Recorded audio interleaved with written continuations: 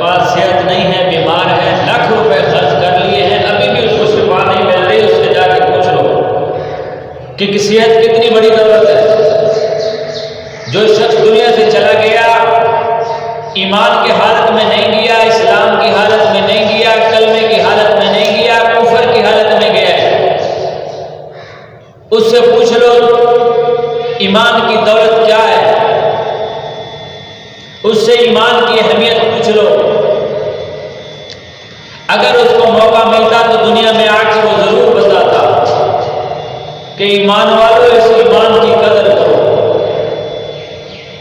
اس ایمان نہ ہونے کی وجہ سے آج میں دوزخ کے اندر جل رہا ہوں، میری قبر آگ کی بھٹی بنی ہوئی ہے۔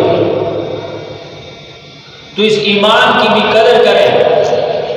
یہ جو وقت چل رہا ہے، ہر طرف سے فتنے ہیں، فساد ہیں، امتحان ہیں۔ اب اللہ نے تو فرمایا ہے کہ دنیا مومن کے لیے قید خانہ ہے، کافر کے لیے جنت ہے، لیکن مومن دنیا کے پیچھے، انسان دنیا کے پیچھے، کافر دنیا کے پیچھے، بڑا چھوٹا، مرد عورت، جوان بوڑھا،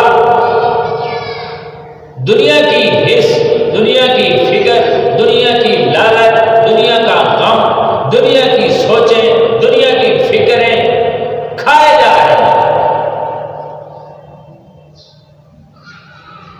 فرمایا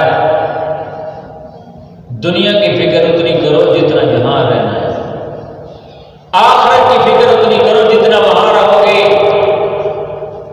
اب یہ ہر شخص جانتا ہے، اللہ کے حبیب نے، اللہ نے فرمایا ہے جنت وہ ہمیشہ ہمیشہ کے لیے ہے، اور جو دنیا ہے یہ عارضی ہے، اس کا پتہ بھی نہیں ہے کب ختم ہو، کس حال میں ختم ہو، پتہ نہیں کس حال میں موت آئے، اس کی فکر ہم نے ابھی تک نہیں کی۔ کتنے لوگ ایسے دنیا داری کے چکروں میں پھنس کر توبہ نہیں ہوتی، نہ ہی توبہ کی توفیق ملتی ہے۔